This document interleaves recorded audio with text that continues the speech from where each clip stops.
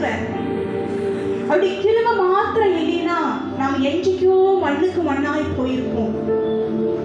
அவருடைய கிருபை நம்மை சூழ்ந்திருப்பதனாலதான் இந்த நாள்ல நம்ம நின்று கொண்டு இருக்கிறோம்.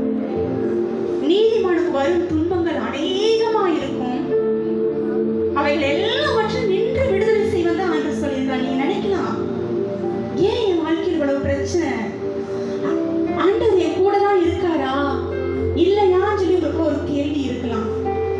ஆண்டு கரத்துல நீங்க இருக்கிறீங்கன்னா பிரச்சனைகள் வரும், பாடுகள் வரும்.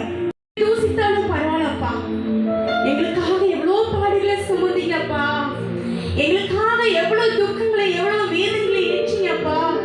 நாங்க இந்த காரியங்கள் எல்லாம் சுமந்து வருவது லேசான காரியம். அந்த கிருபையை மாத்திரம் எங்களுக்கு தந்ததுனால கேளுங்க. இந்த ஆராதனை வேலையில அப்பா எங்க பிரச்சனை நாங்க பார்க்க கூடாதப்பா, நாங்க உலகத்தை பார்க்க கூடாதப்பா, உங்களுடைய மறைக்கு அநேக ஆத்மாக்களை அறுவடை செய்யணும் டாடி சொல்லி எல்லாம் வாயிலை திறந்து கேளுங்க.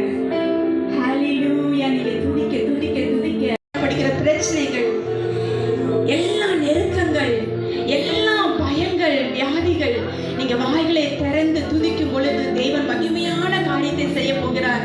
நீங்க விசுவாசத்தோடு நீங்க துதிக்கும் பொழுது பெரிய காரியத்தை உங்க வாழ்க்கையில நீங்க பார்க்க போறீங்க. ஹல்லேலூயா ஹல்லேலூயா ஹல்லேலூயா.